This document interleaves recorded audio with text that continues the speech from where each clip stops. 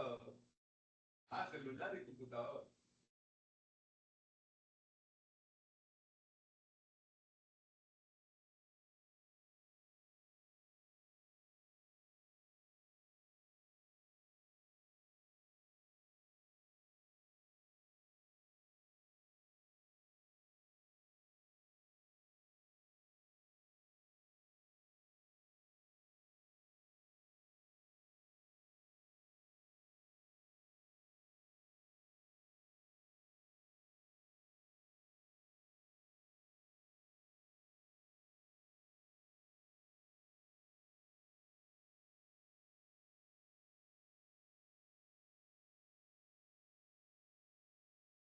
Buenos días, ¿qué tal? ¿Me escuchan bien? Perfecto. Qué bueno, era para hacer la prueba. ¿Qué tal? ¿Cómo están?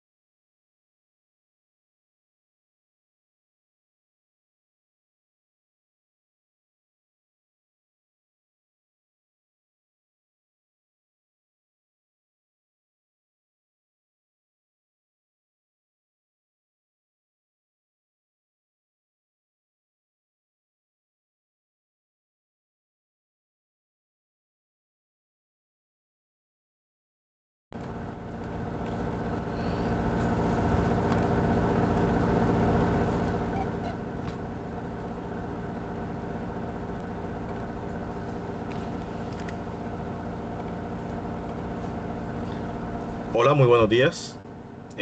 Gracias a todos los que se han conectado a este primer webinar. Eh, Bienvenidos. Ya estamos a punto de comenzar eh, en un par de minutos.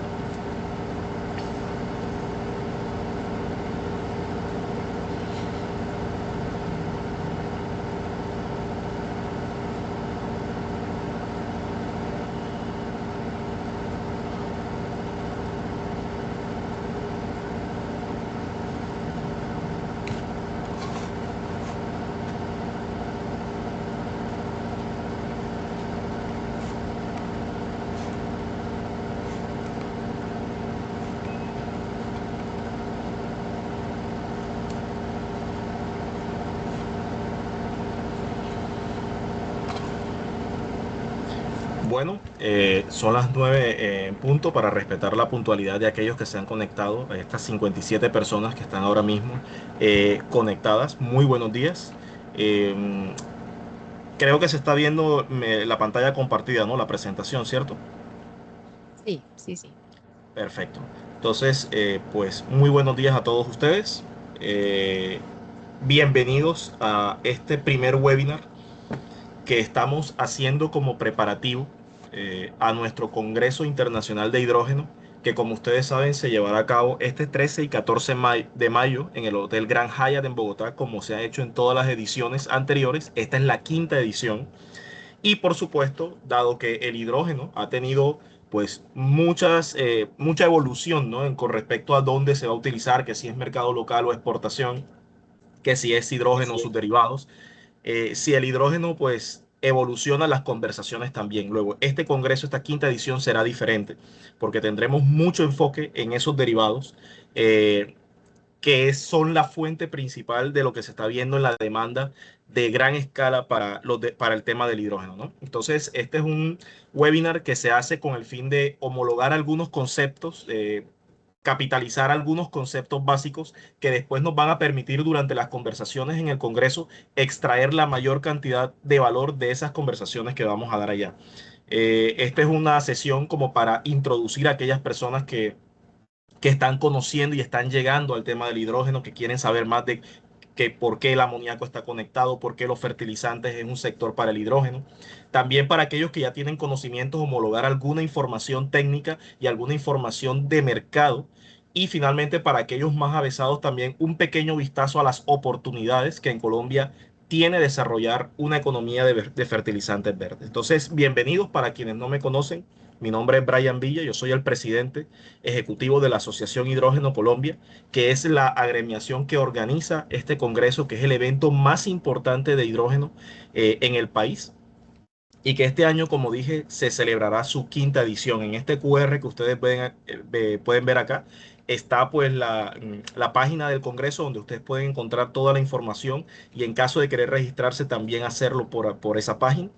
Entonces, digamos que podemos empezar digamos que diciendo que el tema de amoníaco y fertilizantes verdes y ese alcance y ese despliegue que queremos darle a esas conversaciones durante el Congreso responden también a un cambio o a un alcance ampliado que la Asociación de Hidrógeno Colombia ha tenido a partir de este año. Y es que precisamente como el hidrógeno ha evolucionado, también debe hacerlo nuestro alcance. Y este año oficialmente la Asociación Hidrógeno Colombia ha ampliado su alcance a derivados y combustibles sostenibles, porque entendemos que son esos derivados una de las principales fuentes de escala y de demanda para el hidrógeno, ¿no? Entonces, de ese portafolio amplio, de ese abanico de posibles derivados que puede tener el hidrógeno, la asociación ha enfocado su trabajo y su profundidad en 3 usos finales muy específicos. Uno de ellos es precisamente este del que vamos a hablar hoy, que es el tema de fertilizantes y cultivos verdes, porque es una oportunidad para reducir la dependencia de importaciones, desarrollar industria interna, como vamos a ver un pequeño bosquejo hoy. Y también los cultivos verdes ayudan a cerrar cadenas productivas completas y encontrar de pronto esos mercados dispuestos a pagar por un premium, por un café verde, por un chocolate verde, sobre todo en mercados de exportación. Por eso creemos necesario no solamente quedarnos en fertilizantes, sino ampliar y llegar hasta el agro mismo, que es donde el fertilizante se usa. El otro punto es, como lo dice el mismo descriptor de la asociación en su nuevo alcance, son los combustibles sostenibles, ¿no? Ya el amoníaco, el metanol, ya como valor energético para poder ser utilizado en diferentes sistemas como combustibles descarbonizados, son esenciales para una industria limpia y para una aviación sostenible. Lo mismo para el transporte marítimo. Sin embargo, también la captura de carbono, que es necesario, a excepción del amoníaco, es necesario el carbono para todas estas moléculas que yo les he comentado, también hace parte de ese alcance ampliado, porque es necesario desarrollar una industria de captura de carbono en Colombia y hay que empezar a trabajar en eso, y la asociación está dispuesta también a dar esos pasos.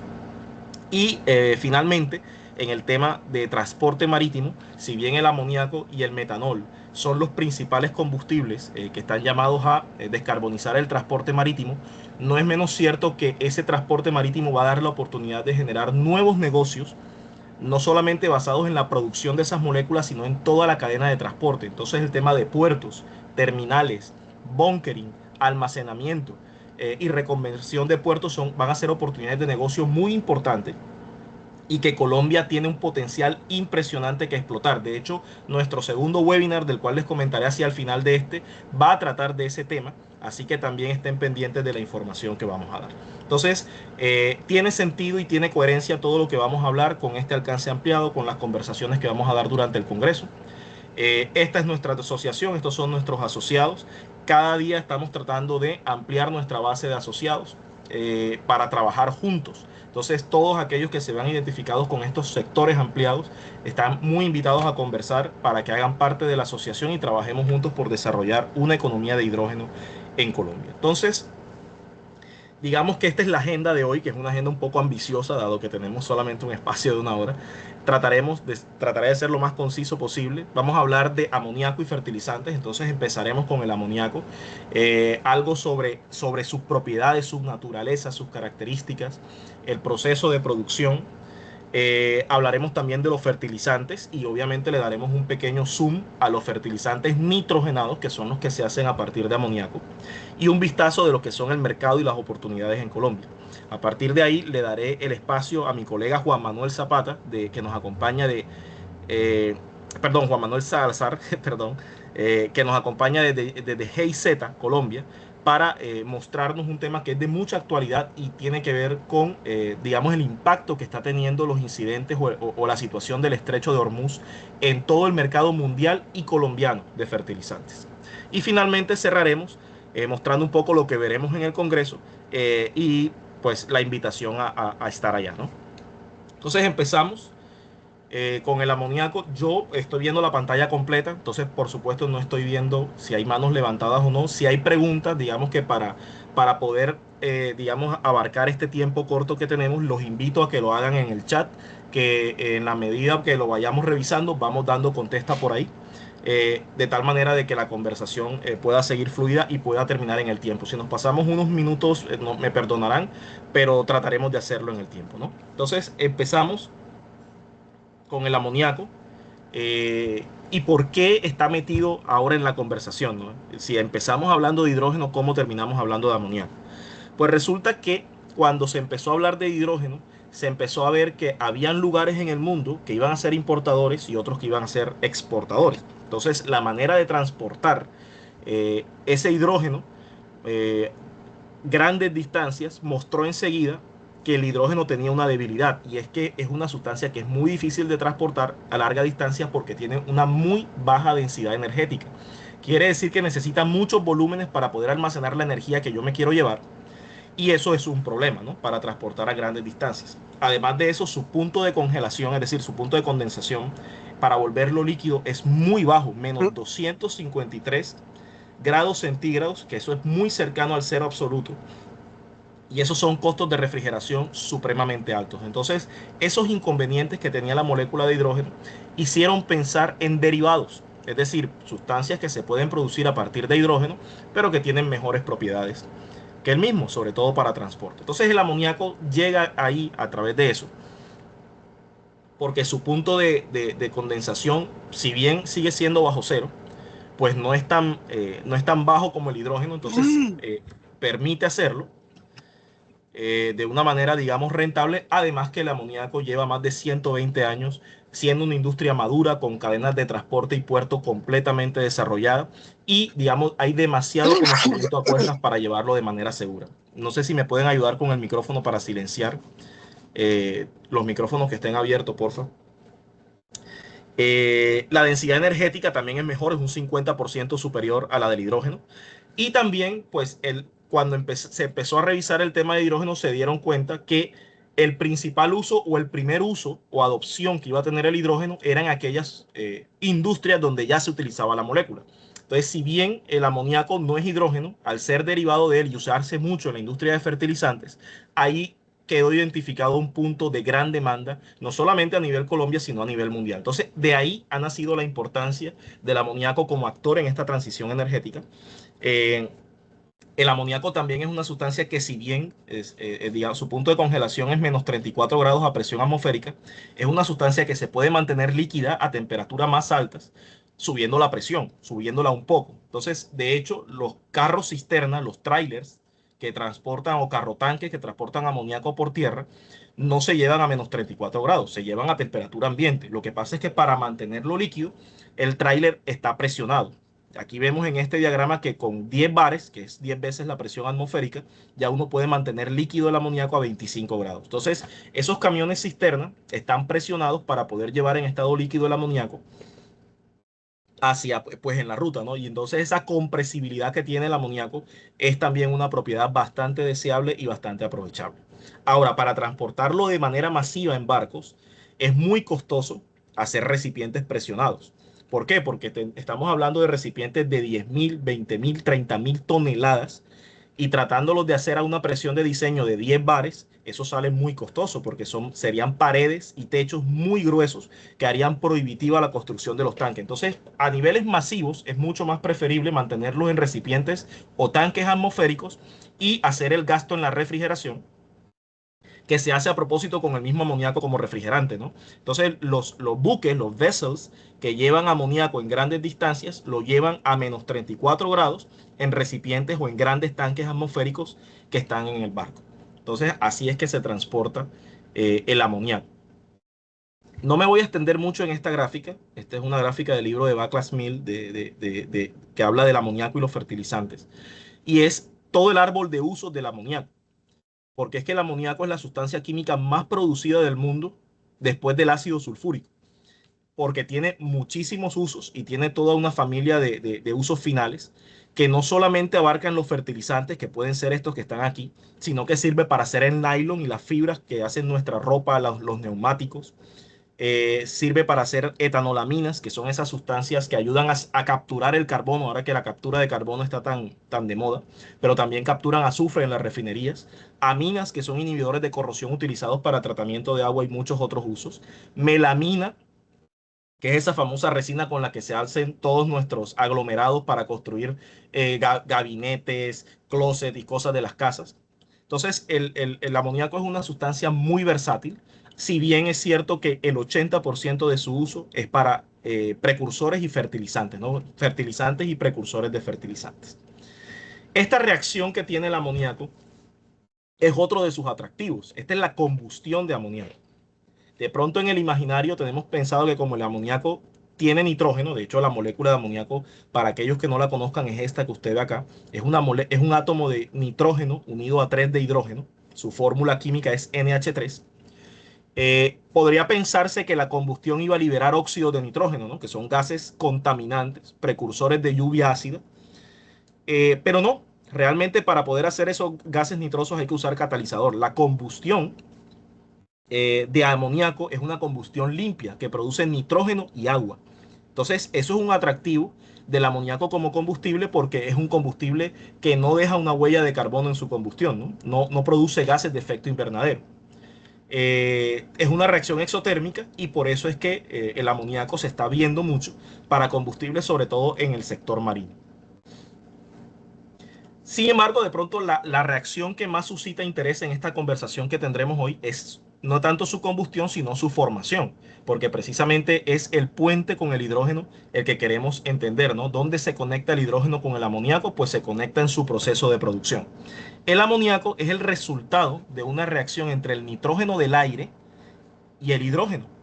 La proporción estequiométrica de la reacción es la que usted ve acá. Es una molécula de nitrógeno del aire, reacciona con 3 de hidrógeno para producir 2 de amoníaco. Es una reacción altamente exotérmica, libera mucha energía, la cual se aprovecha, por supuesto, en el proceso. La reacción no tiene subproductos.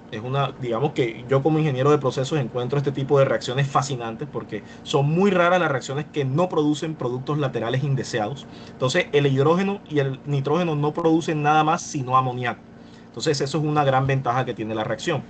También tiene la ventaja que los reactivos no convertidos, en este caso hidrógeno y nitrógeno, quedan en la misma proporción con la que se alimentan, es decir, proporción 3:1 y se pueden inyectar directamente de vuelta al reactor. Esa es otra ventaja. Y es una reacción que por la temperatura y las presiones en las que ocurre está en fase gaseosa. Ahora, ¿cuál es el problema de esta reacción? Que esta reacción es muy difícil de producir. ¿Y por qué? El culpable es él. El nitrógeno que está en el aire es una sustancia muy estable.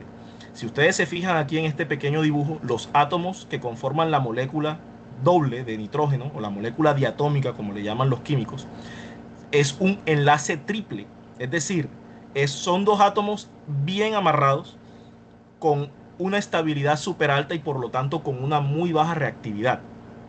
De hecho, por eso en la industria el nitrógeno se utiliza como agente inerte, ¿no? Para inertizar tanques, para inertizar reactores, para inertizar atmósferas, para quitarle su capacidad explosiva porque es un gas inerte que no reacciona dada su alta estabilidad. Entonces, hacerlo reaccionar para que se vuelva amoníaco es algo muy difícil y por años se estuvo buscando sin éxito la forma de hacerlo. Hasta que a principios del siglo XX, el químico Fritz Haber logró hacer un proceso lo suficientemente estable, repetible y convincente para pensar en un escalamiento de la producción.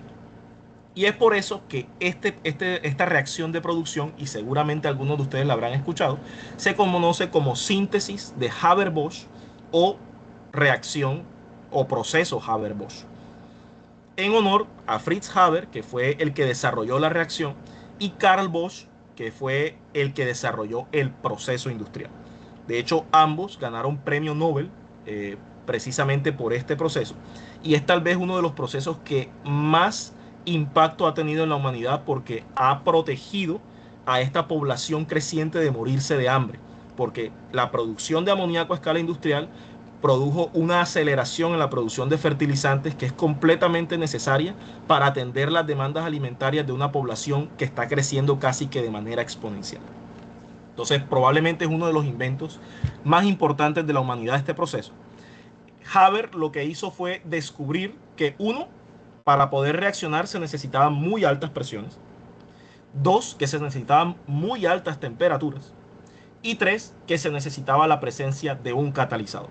Así, Haber produjo la primera gota de amoníaco y después de ver que su proceso era estable y repetible, la BASF, que es la famosa empresa química alemana, ¿no? La Badische Anilin und Soda Fabrik, o BASF como la conocemos acá, le encargó a su líder de proyectos, Carl Bosch, tomar la reacción de Haber y volverla a un proceso a gran escala. Eso, lo que hizo Bosch es algo verdaderamente impresionante porque a Bosch le tocó desarrollar una metalurgia que en esa época no existía, desarrollar materiales nuevos para poder fabricar los equipos para manejar esas altas presiones que necesitaba el proceso descubierto por Haber. y además de eso le tocó buscar un catalizador diferente porque Haber, como era químico, tenía acceso a muchos catalizadores y encontró que el mejor catalizador era de un material súper escaso llamado osmio, que es un elemento de la tabla periódica. Entonces, a la BASF le quedó claro que no se podía hacer una reacción industrial con eso porque en 2 años nos quedábamos sin osmio en el planeta y adiós amoníaco. Entonces, también le tocó desarrollar un catalizador, perdón, lo suficientemente abundante y lo suficientemente barato, y afortunadamente encontraron que el que mejor cumplía las condiciones catalíticas era uno hecho de un mineral supremamente abundante y barato como es el hierro. Entonces el catalizador de esta reacción es un catalizador de hierro, fue descubierto en esa época y incluso ahora, 100 años después, el catalizador que se usa en los procesos actuales lo que tiene son unas modificaciones muy menores para darle más dureza, para darle más estabilidad, pero el corazón sigue siendo la base de hierro descubierta por Bosch y su equipo, ¿no? Entonces ese es el proceso Haber-Bosch, digamos que en un esquema muy sencillo. Es este dibujito que yo les traigo acá, donde tenemos un reactor que es donde entra la mezcla de hidrógeno y nitrógeno. Eso sí, es una mezcla que tiene que ser completamente pura, prácticamente libre de oxígeno. Creo que no se tolera más de media parte por millón de oxígeno porque el oxígeno es un veneno para el catalizador. A este catalizador de hierro lo envenena mirarlo siquiera. Entonces lo envenena el oxígeno, lo envenena el CO, lo envenena el CO2, lo envenena el argón del aire. Entonces esta es una mezcla que tiene que asegurarse una gran pureza, porque si no este reactor va a durar poco y va a tocar parar para reemplazar un catalizador gastado. Entonces esa mezcla estequiométrica que entra en relación 1:3, es decir, 3 partes de hidrógeno por 1 de nitrógeno, entran, se comprimen. Aquí la compresión es muy importante porque se requiere presiones muy altas, estamos hablando de 200 veces la presión atmosférica. Los procesos actuales están entre 160 y 180 bares. Es una de las reacciones con mayor nivel de presión en la parte reactiva. Y se hace la producción a través de estos lechos catalíticos. Si miramos aquí la parte derecha de la diapositiva, nos damos cuenta de esta flechita que indica que esta es una reacción reversible. Quiere decir que bajo ciertas condiciones el amoníaco se devuelve a los reactivos. Entonces es una reacción que no se va a poder llevar completamente, que solamente se alcanzará cierta conversión y que va a tocar recircular lo que no reaccione. La manera como se lleva a cabo la reacción es a través de lechos parciales, que usualmente son 3, a veces hay 2, a veces hay 4, pero la gran mayoría son 3. Es el óptimo económico. ¿Por qué se necesitan lechos parciales y no lechos completos? Porque mientras más se calientan los gases a causa de la reacción, que es altamente exotérmica, más va a llegar un punto en que el amoníaco va a tender a devolverse. Entonces, si usted tiene un reactor lo suficientemente largo, usted se puede llevar la sorpresa que a la salida va a encontrar los mismos gases de entrada, porque la reacción se habrá casi que devuelto completamente. Entonces, para evitar eso, se utilizan lechos parciales donde entre lecho y lecho los gases son enfriados, precisamente para que la temperatura no devuelva la reacción. Entonces, ¿con qué se enfrían? Pues se enfrían con los mismos gases de entrada. Estos gases no entran a 450 grados, entran más fríos. Entonces, cuando los gases se calientan aquí por la reacción, intercambian calor con estos gases de entrada, los gases de salida se enfrían, los gases de entrada se calientan y así se aprovecha la energía de la reacción química, ¿no? Entonces, cuando se lleva a cabo toda la reacción en los 3 lechos, la mezcla de hidrógeno y nitrógeno que no reaccionaron, más el amoníaco que sí se produjo, salen del reactor.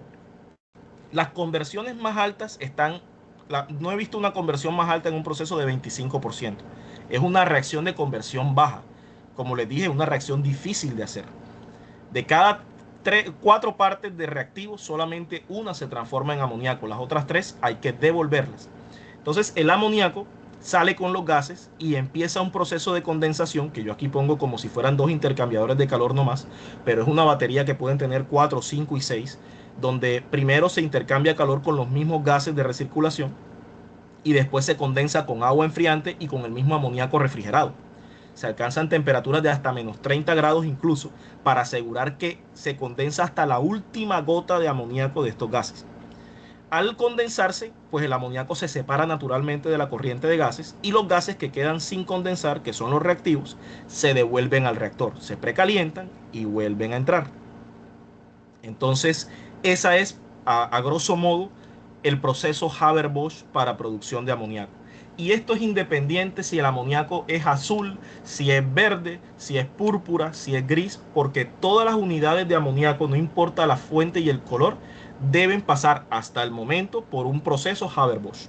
Y yo digo hasta el momento porque hay una empresa nueva llamada Amovia, que vale la pena que la sigan para ver cómo va desarrollando esto, que afirma haber hecho un proceso mejorado donde es capaz de retirar el amoníaco rápidamente del reactor, por lo tanto puede operar a presiones más bajas.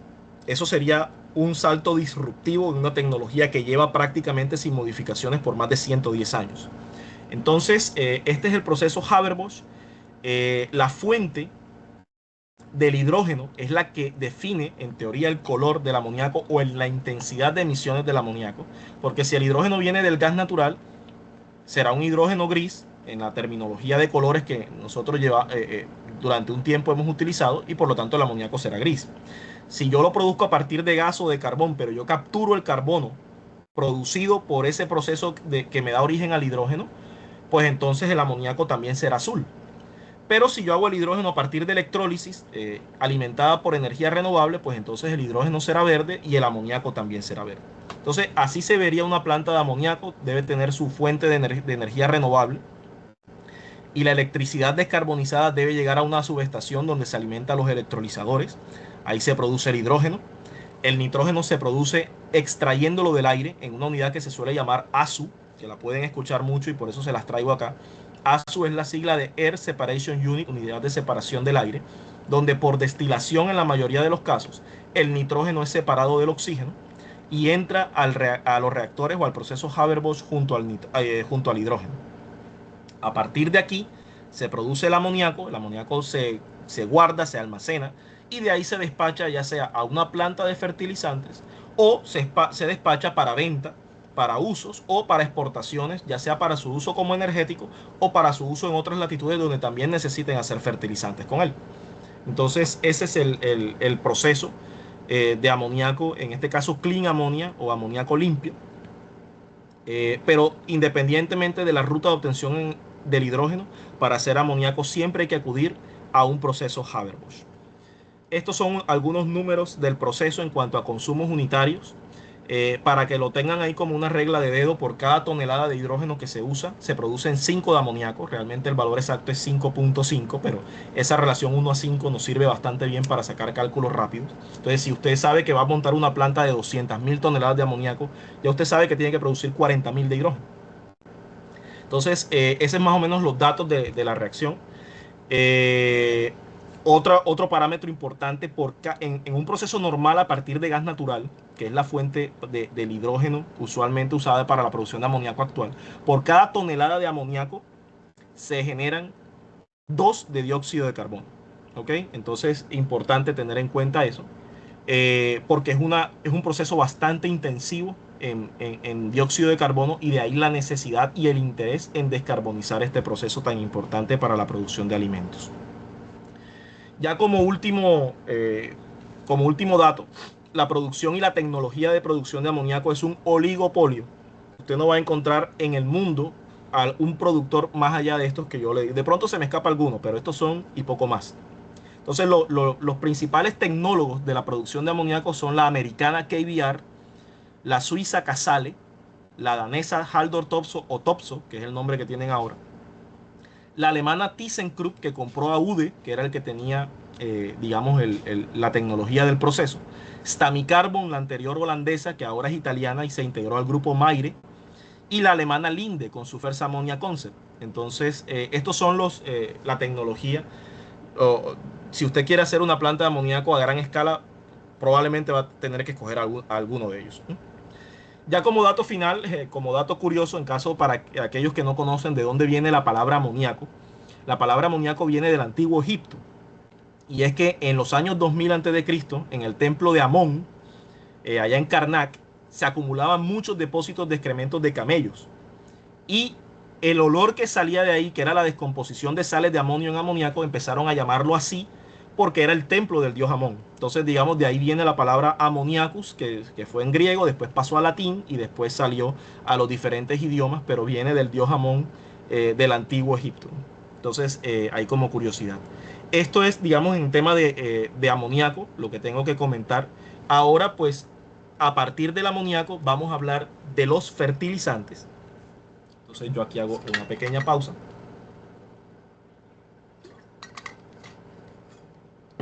Para introducir un poco al tema ya de los fertilizantes producidos a partir de amoníaco.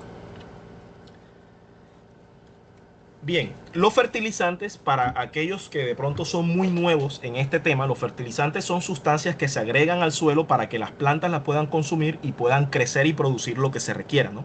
La planta, para poder crecer como nosotros, necesita nutrientes y no todos los puede sacar del sol. Eso es una falacia. Entonces se necesitan otros nutrientes, muchísimos, hay más de 10. Pero los principales, es decir, los que la planta necesita en mayor cantidad, son 3. El nitrógeno, el fósforo y el potasio.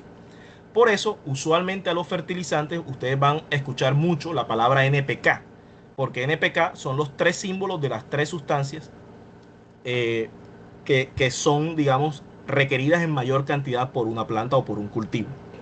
Entonces, según el tipo de nutriente que contiene un fertilizante, los fertilizantes se pueden dividir en fertilizantes simples y en fertilizantes compuestos. Se le llama fertilizante simple a aquella sustancia que tiene un solo nutriente fertilizante.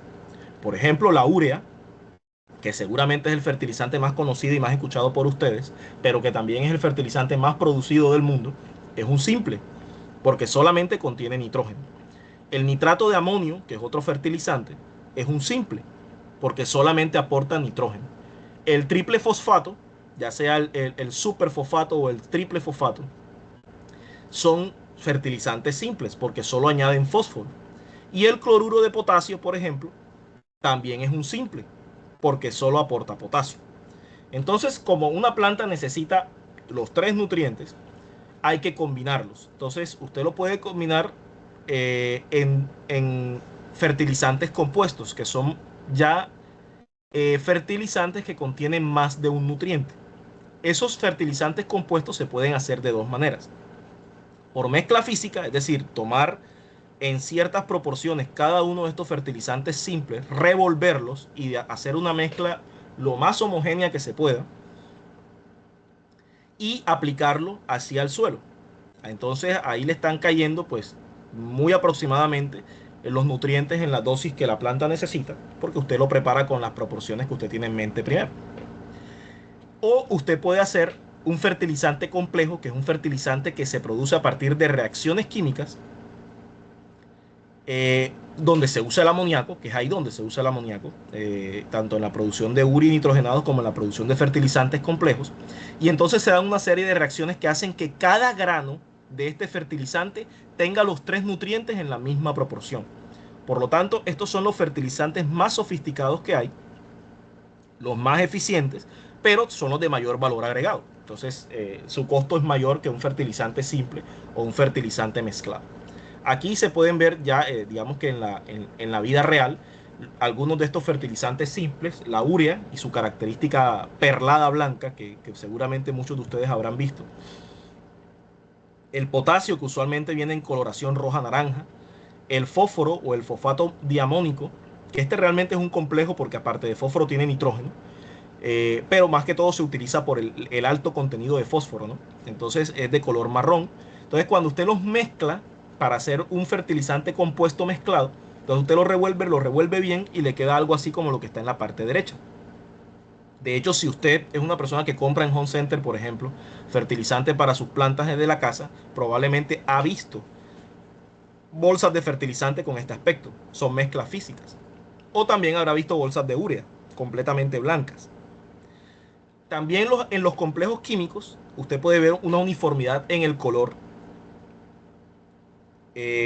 donde muestra que cada grano tiene la misma composición, ¿no? Entonces ya usted sabe que cada grano que le cae a su planta, a su cultivo, está aportando la misma cantidad de nutrientes, lo que no pasa por acá. Aquí la dispersión es más alta, por lo tanto la eficiencia no es tanta, ¿no? Pero también son bastante válidos. Entonces, esos son los tipos de fertilizantes que hay según tipo de nutrientes. Entonces, como estamos enfocados en el nitrógeno, porque estamos hablando de amoníaco, vamos a hablar de los fertilizantes nitrogenados. Para aquellos que de pronto tengan la duda, todos los fertilizantes nitrogenados provienen del amoníaco. No solamente la urea, todos los demás fertilizantes necesitan amoníaco para su producción. Y aquí hay muchos fertilizantes, fíjense, nitrato de amonio, urea, sulfato de amonio, fosfato diamónico, fosfato monoamónico. No los quiero aburrir con nombres químicos. Lo que les quiero mostrar es que hay una amplia variedad de fertilizantes o de productos que aportan nitrógeno como fertilizante. Entonces, como son muchos productos, el fertilizante o el nitrógeno del fertilizante llega al suelo de varias formas. Entonces, las principales formas a las que llega el nitrógeno al suelo son estas tres.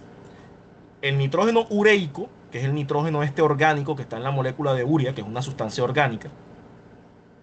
El nitrógeno en forma amoniacal, o sea, en este ion NH4, como por ejemplo el nitrato de amonio o el sulfato de amonio. Y el nitrógeno en forma nítrica, ya es en forma de nitratos, como el nitrato de amonio. Ya ustedes se han podido dar cuenta que el nitrato de amonio tiene el nitrógeno en las dos formas, ¿no? Nítrica y amoniacal. O nitrato de potasio, por ejemplo, es una forma nítrica, ¿no? Entonces estas son las tres formas que le llegan al suelo. Y es muy importante que ustedes entiendan esto. Las plantas solo pueden absorber el nitrógeno de manera inorgánica, es decir, o en forma amoniacal o en forma nítrica. La planta no entiende el nitrógeno de la urea.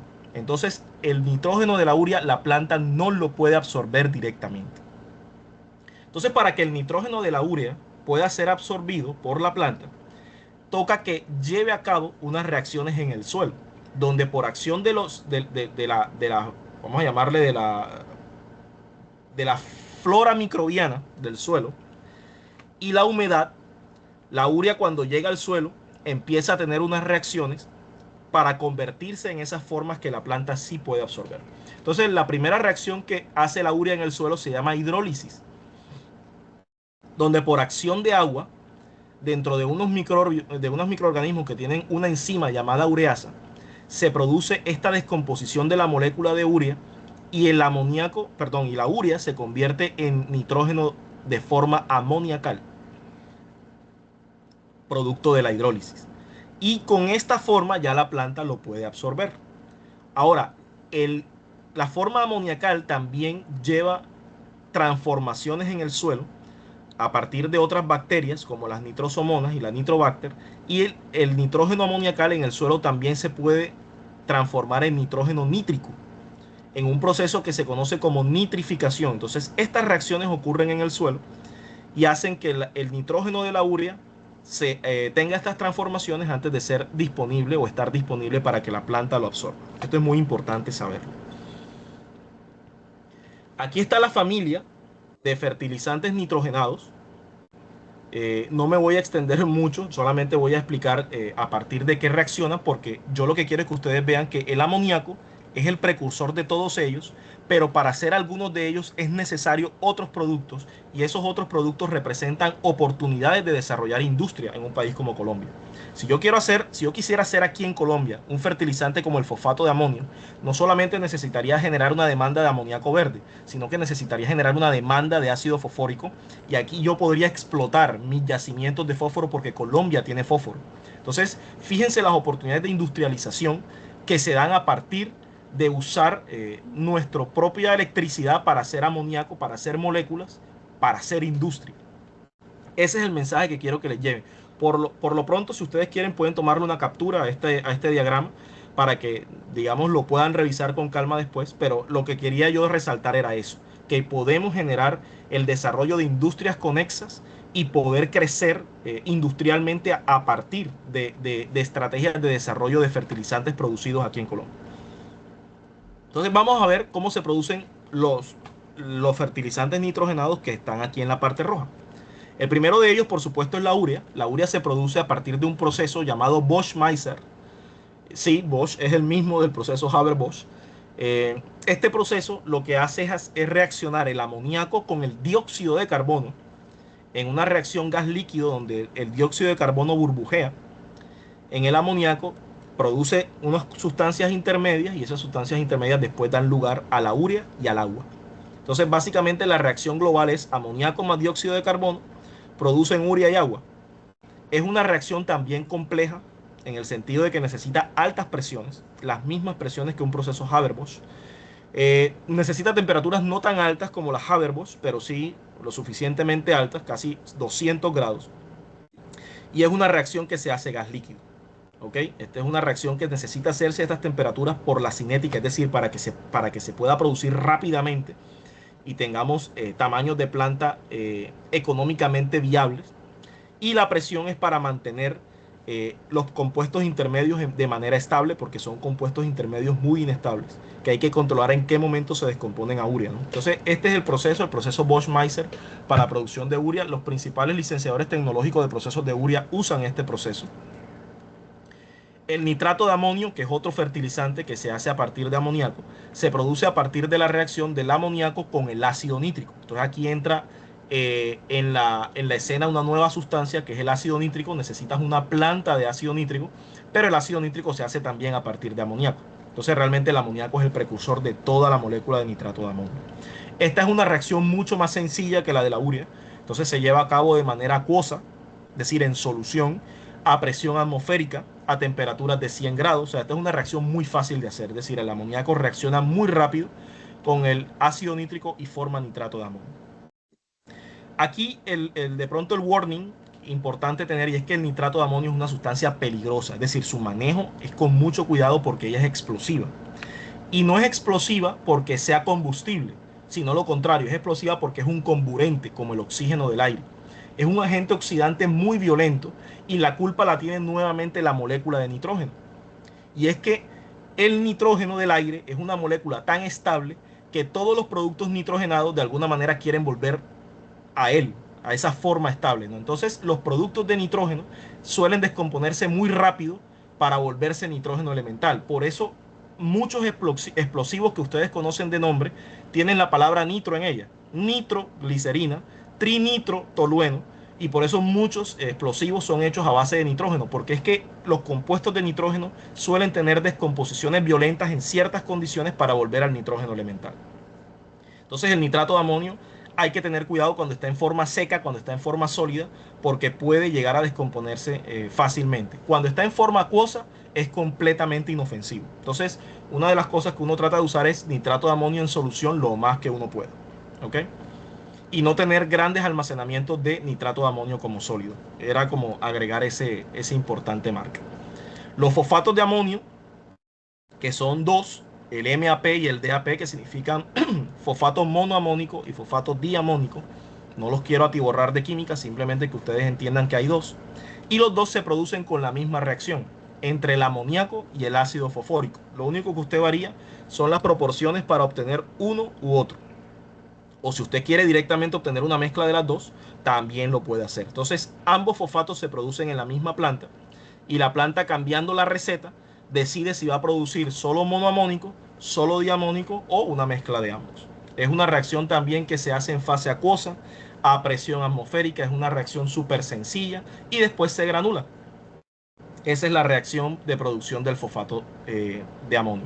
Y finalmente los fertilizantes NPK, ya para acabar el tema de fertilizantes, que son fertilizantes que, como les dije, en cada grano tienen la misma composición. Uno lo hace de diferentes grados dependiendo de la necesidad de cultivo, simplemente variando la receta de los componentes. ¿Cuáles son los componentes? Los componentes son aquellos que ya vimos en las reacciones pasadas: el MAP, DAP y el nitrato de amonio, que usted los puede producir dentro de la misma planta a partir de amoníaco, ácido fosfórico y ácido nítrico, que son las tres materias primas que usualmente se alimentan a una planta de fertilizantes complejos. Entonces, el primer paso es crear estas sales en forma acuosa o en forma de sal fundida para que estén en estado líquido, y luego en estado líquido pasan a un granulador para reaccionar con el potasio. Y entonces se empiezan a generar varias sales mixtas que quedan dentro de los granos y le dan la composición homogénea a ese fertilizante NPK. Entonces son reacciones que se dan a presión atmosférica, a temperaturas de 70 grados, 80 grados, nada del otro mundo. Y son productos estables, son productos que no son riesgosos para la salud. Entonces son procesos bastante nobles en ese sentido. Y bueno, este es el tema de los fertilizantes, digamos, en cuanto a su producción. Entonces, estos últimos 5 minutos que voy a tener antes de darle paso a mi compañero Juan Manuel, es explicarle un poco ya del tema de mercado, cómo está el amoníaco y los fertilizantes a nivel mundial y a nivel Colombia. Este es un diagrama que tiene GIZ, o creo que también están en algunos reportes de la IEA, donde muestra cómo se distribuye el amoníaco, que aquí está expresado como nitrógeno, a nivel mundial, es decir, para qué se utiliza. Como ustedes pueden ver, solo una pequeña porción sale para otras aplicaciones diferentes a fertilizantes, puede ser un 20-25%.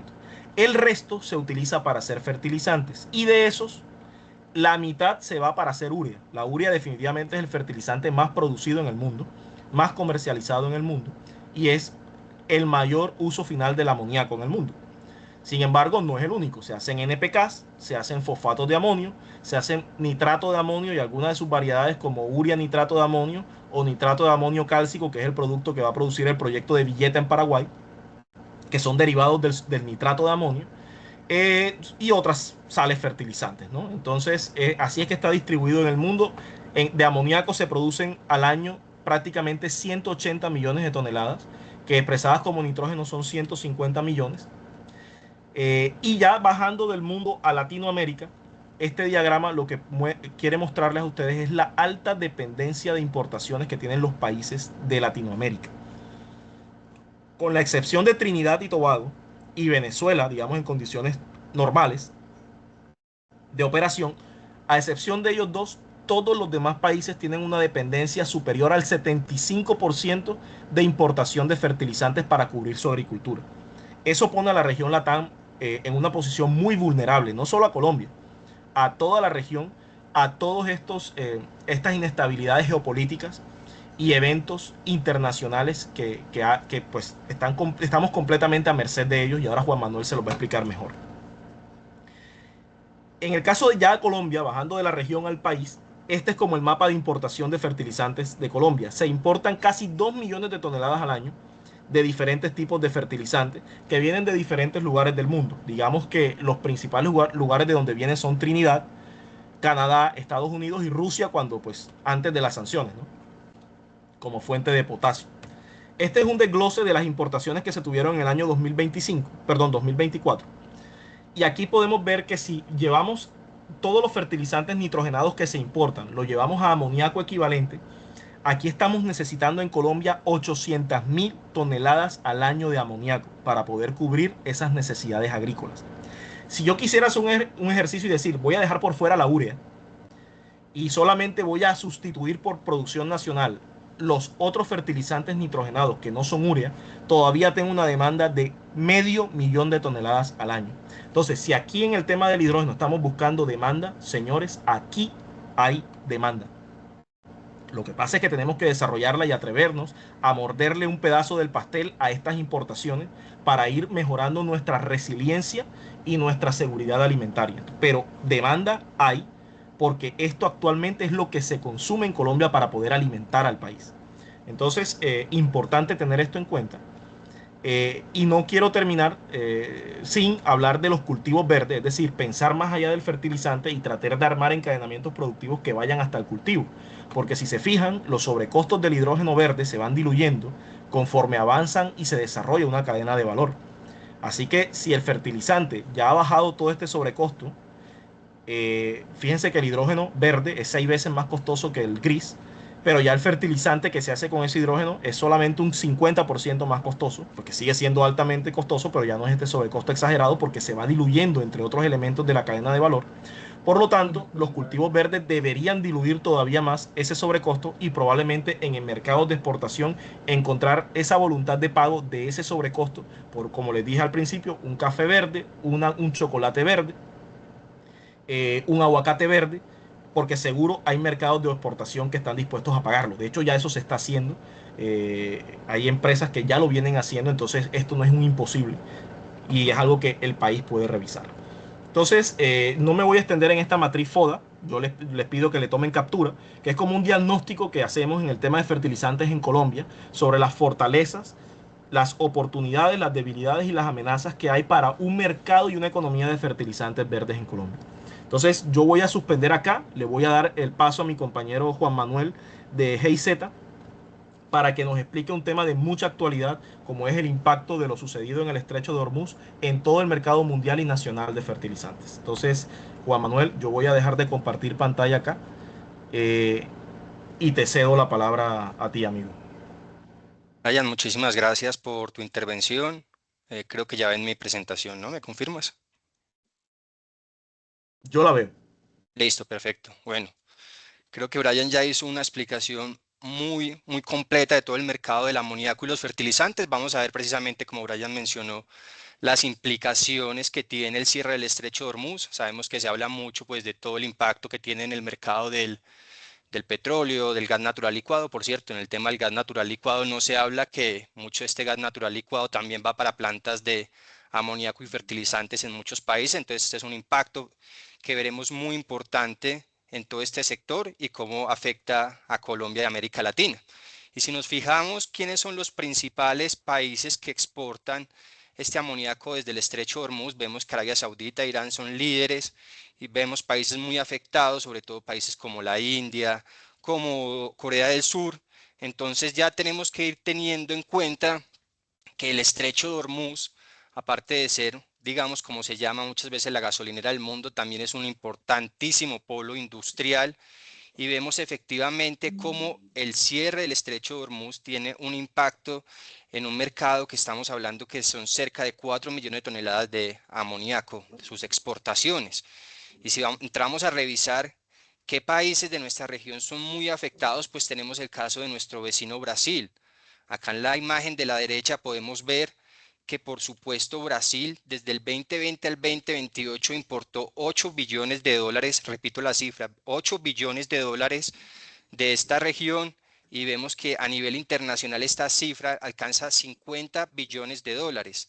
Es decir, vemos efectivamente la gran dependencia que tienen muchos países del mundo, por supuesto, de Arabia Saudita, de Irán, de Qatar, de Emiratos Árabes, de Bahrein, en todo lo que tiene que ver con exportación de amoníaco y también, por supuesto, la urea, ¿no? Que hemos visto, como bien lo mencionó Brian, pues es el fertilizante principal de mayor uso en el mundo y efectivamente como es el cierre del Estrecho de Hormuz pone en riesgo estas cerca de 18 millones de toneladas o 18 millones y media de toneladas de urea que se exportan. Entonces vemos que está la cadena alimenticia a nivel mundial en riesgo. Y acá vamos a empezar a ver paralelismos porque, como bien mencionó antes Brian, el mercado de los fertilizantes es totalmente dependiente del gas natural y vemos con lo que ocurrió en el 2022 cuando inició la guerra entre Rusia y Ucrania, cómo se puso en riesgo el 19% de las exportaciones. Entonces la pregunta es, ¿qué ocurrirá en mercados? En este caso, esta gráfica de Standard & Poor's nos ofrece que este bloqueo tiene un impacto en el 21% de estas exportaciones. Entonces ya se prevé que este cierre, si se prolonga en el tiempo de forma permanente, pues pueda tener un impacto aún mayor. Y esta gráfica, acá sí quiero que nos detengamos un poco y podamos analizar a unos aspectos que son sustanciales para entender no solo lo que está ocurriendo actualmente, sino la evolución y las oportunidades que ofrece también el mercado del amoníaco de bajas emisiones, ya sea en su forma azul, con captura de carbono o con energía renovable verde, ¿no? Y acá sí vemos la imagen de la izquierda. Como hablamos antes, el Estrecho de Hormuz importa cerca de 4 millones de toneladas de amoníaco. Entonces tenemos que pensar, bueno, ¿y cuáles son las alternativas? Antes Brian nos mencionó que el amoníaco es una sustancia que ya está totalmente, digamos, existe un know-how y existe toda la infraestructura para su transporte intercontinental. De hecho, tenemos la cifra que en el año 2025 se movilizaron a nivel mundial cerca de 17 millones de toneladas, llegando casi a 18. Y vamos a ver cuáles serían las alternativas y si efectivamente tendríamos alternativas para suplir la carencia del cierre del estrecho. Y acá en este caso, y por eso se piensa que esta crisis del 2026 puede ser peor que la del 2022, no tenemos tantas alternativas. Y vamos a analizar precisamente cuáles pudieran ser los lugares del mundo donde efectivamente se pudiera, digamos, compensar el cierre del estrecho. Y vemos que Estados Unidos con cerca de lo que son 2 millones y medio de toneladas, pudiera ser uno de los lugares donde pudiera generar esta adicionalidad. Tenemos un gran actor como Trinidad y Tobago que pudiera también suplir parte de esta carencia con 1,5 millones de toneladas. Y también vemos en Asia, en el sudeste asiático, donde efectivamente se podía tener entre 2 millones y 1 millón de toneladas y media. Entonces vemos que entre estas regiones del mundo, pues pudiéramos, digamos, generar esta adicionalidad necesaria, según nos manifiesta Standard & Poor's, pero la gran pregunta es si esto va a estar en tiempo, porque si pasamos a analizar las gráficas de la derecha, pues vamos a empezar a ver los detalles. Y los detalles que nos dicen que los países que pudieran, por ejemplo, suplir esta adicionalidad en materia de urea, pues efectivamente pueden ser países como Rusia, pueden ser países como China, pueden ser países como la India. Pero si vemos la imagen de abajo, es decir, la imagen de arriba nos dice que estos países que les acabo de mencionar pudieran dar una cifra, pudieran dar o pudieran generar una adicionalidad de 8,3 millones de toneladas de urea, pero si le quitamos a China y a India, ya les explico por qué, solo tendríamos una adicionalidad de cerca de 2 millones de toneladas. ¿Y por qué quitamos a India y China en este caso? Porque estos países, al tener una población tan numerosa y efectivamente ellos dar prioridad a su seguridad energética, pues efectivamente ya están restringiendo o han restringido las exportaciones de urea. Esto tiene un impacto muy serio y que no se aborda en Colombia especialmente, dado que nosotros importamos efectivamente fertilizantes desde China. Entonces muchas veces dicen, bueno, a nosotros no nos impacta tanto el cierre del estrecho de Hormuz porque no importamos desde allá. Aparte de que van a aumentar los precios de los fertilizantes, nosotros sí importamos fertilizantes desde China y también se agrava la situación, si nos fijamos en la gráfica de abajo, en este cerca de 2 millones de toneladas que tenemos, Rusia es el actor fundamental. Rusia ya está imponiendo restricciones a las exportaciones, por ejemplo, de nitrato de amonio. Entonces vemos que esto es una problemática muy grande porque los países están priorizando su seguridad alimentaria y energética y efectivamente esta vulnerabilidad que antes nos mencionó Brian, pues efectivamente nos afecta de forma manifiesta. Entonces acá quiero lanzar una reflexión y en todo esto podremos discutir aún más en el Congreso, de pensar en la adicionalidad que tiene el hidrógeno y el amoníaco verde como un factor fundamental para poder introducirnos de forma temporal en estos mercados internacionales y cómo ir garantizando nuestra seguridad energética. Y como antes les mencioné, esto que está ocurriendo en el estrecho de Hormuz, ya tenemos un precedente muy importante con lo que ocurrió en el 2022 y ustedes pueden ver acá cómo los costos del amoníaco a nivel internacional, los costos de producción del amoníaco se duplicaron. Acá les dejo que ustedes pueden ver las gráficas en Alemania, en los Estados Unidos, en el Reino Unido, en Japón, en China, todos los lugares del mundo. El impacto de la guerra significó, por supuesto, pues un aumento en el costo de producción del amoníaco y como veremos posteriormente, esto luego se ve reflejado en la canasta alimentaria de todos los países del mundo. Entonces, para que nos quedemos con unas conclusiones, en nuestro mercado actual del amoníaco, por supuesto que es muy eficiente, pero hasta que la fuente de energía fósil falla. Entonces, tenemos ejemplos, por ejemplo, lo que pasó en la Unión Europea, donde los costos del gas natural se dispararon de 40 euros el megavatio hora a 300. Es decir, estamos viendo que esto tiene un shock en todo el sector químico, donde los costos del amoníaco se fueron de media de $400 la tonelada a $1.140 la tonelada. ¿Qué significa esto? Una parálisis industrial. Por ejemplo, en Europa no solo se paralizaron algunas plantas, sino que incluso algunas tuvieron que reducir gran parte de su población. Y esto en América Latina tuvo un impacto de unos costos de importación que aumentaron un 40%. Entonces, si pensamos luego en el agricultor ya como consumidor final de este fertilizante, supuso quiebras masivas, pérdidas de productividad, en fin. Entonces, la propuesta que nos hace la Agencia Internacional de la Energía, teniendo el precedente de esto que ocurrió en el 2022, donde el déficit comercial pasó de 4.500 millones de dólares a 9.100 millones de dólares. Les repito la cifra a ustedes. En el 2020 tuvimos un déficit comercial en América Latina en materia de amoníaco y fertilizantes de 4.500 millones de dólares y con el 2022, con esta crisis, pasamos a tener un déficit comercial de 9.100 millones de dólares. Es decir, todas este dinero que estamos gastando cuando se producen estas rupturas en la cadena de suministro podrían ser una gran oportunidad para hacer inversiones en energía renovable, en hidrógeno verde y por supuesto en amoníaco verde. Y la misma Agencia Internacional de la Energía nos dice que si nosotros en América Latina quisiéramos disminuir gran parte de esta dependencia de las importaciones de amoníaco y fertilizantes, necesitaríamos cerca de 3 millones de toneladas de hidrógeno renovable, el equivalente a 100.000 millones de dólares. Entonces, ya tenemos acá las cifras. Ahora quiero que ustedes lo vean Y lo vamos a seguir viendo a lo largo de esta crisis, y quiero que ustedes reflexionen después de este webinar y que podamos dialogar de ello en el Congreso. Es la correlación que existe tan importante entre el energético o gas natural y el precio de la urea. Ustedes pueden ver acá esta imagen que también nos ofrece la Agencia Internacional de la Energía, cómo el costo del gas natural en millones de BTU, efectivamente la correlación que hay con el costo de la urea. Hay una correlación de 0,9, y si luego vemos al costo de la urea por tonelada, luego esto se ve un impacto de 0,75 en el costo del índice de alimentos que tienen las Naciones Unidas. Entonces, ya sabemos que el energético, en este caso, el gas natural, va a ser el que determine el precio de nuestros alimentos. ¿Y esto cómo lo podemos equiparar a lo que está ocurriendo actualmente? Les voy a dejar un segundito para que ustedes vean esta imagen y podamos entender lo que está ocurriendo.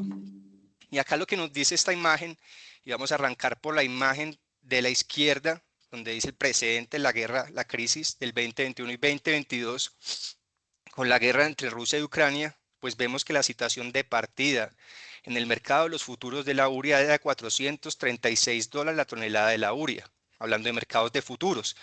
Si vemos dónde arrancamos, en el suelo reciente, en diciembre del año pasado, en la imagen de la derecha vemos que están $356 la tonelada de urea.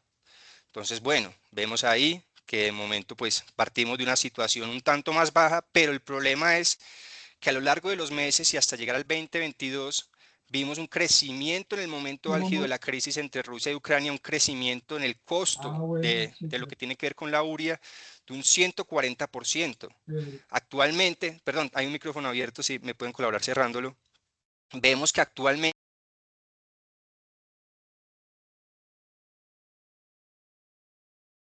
Perdona, se cerraron también el micrófono del mismo Juan Manuel. Entonces, Juan, estabas en mute.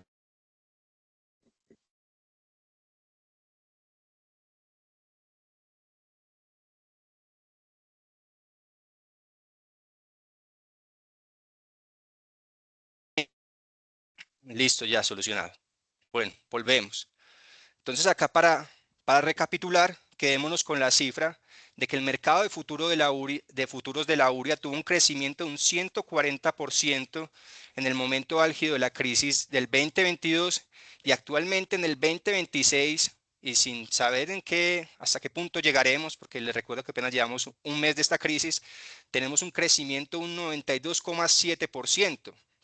Entonces, a todos los presentes, pues quiero que reflexionemos sobre esto, porque acá estamos hablando y estamos haciendo un análisis cuantitativo de la situación, pero esto tiene un impacto directo no solo en los agricultores, sino en la realidad social de todos los países, que ya viene muy golpeada, no solo por la crisis del 2022, sino por supuesto por la pandemia y otros factores.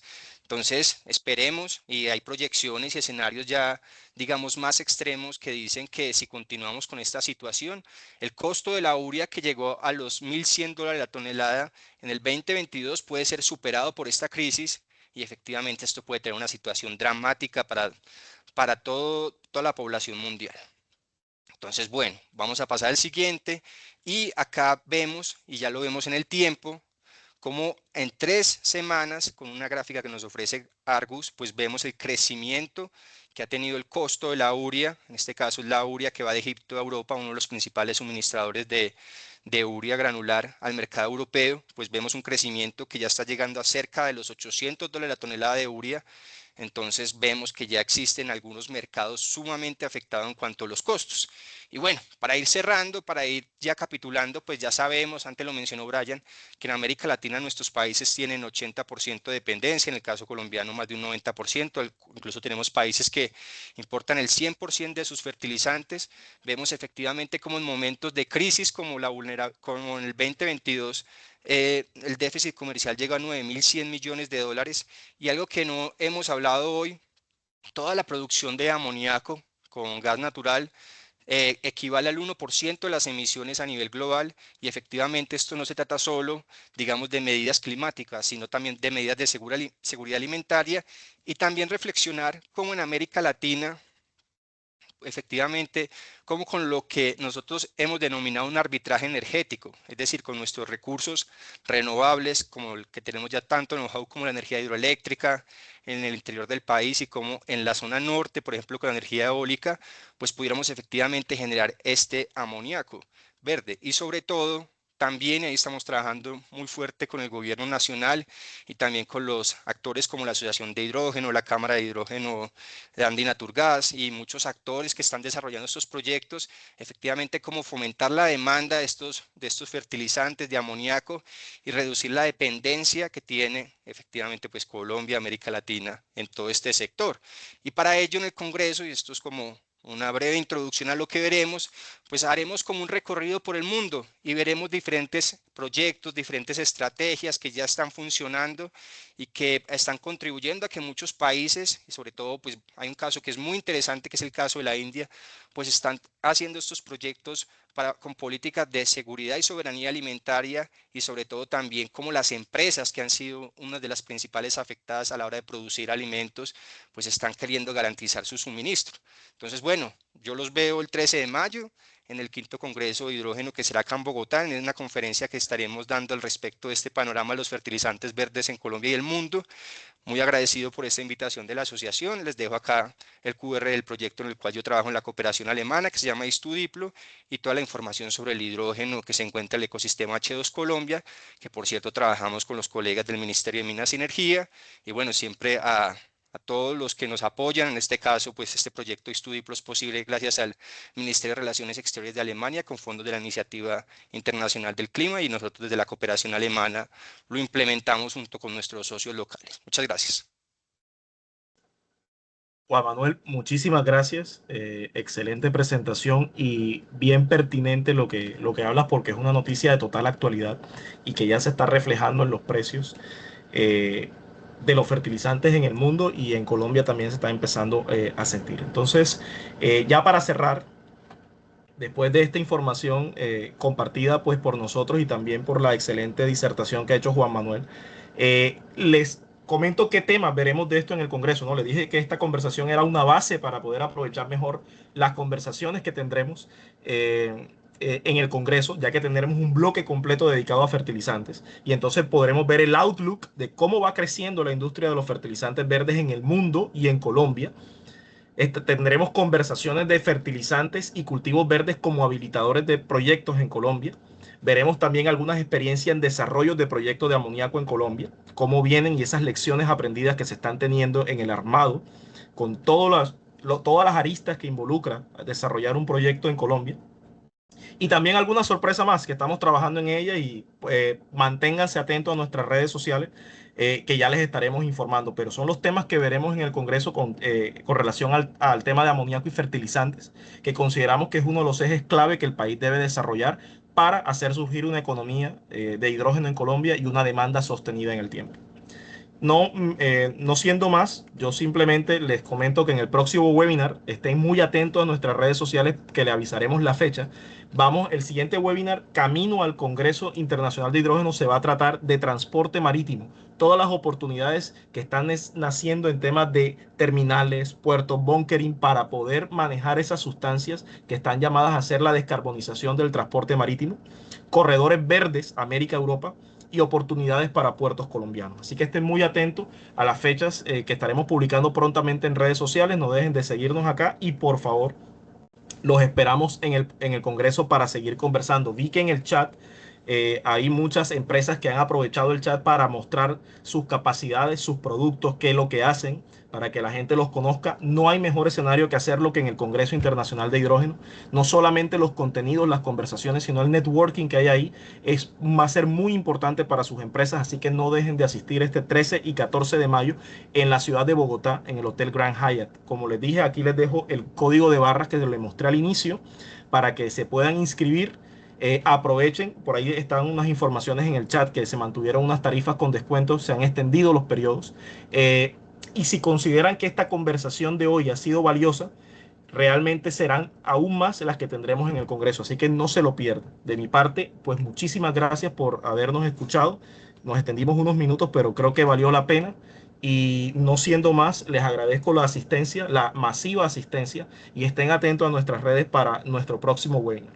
Cualquier inquietud que tengan sobre el Congreso, aquí está el equipo para resolverla. Pueden hacerlo por acá, por redes sociales, y nos estamos viendo. Muchísimas gracias por su atención.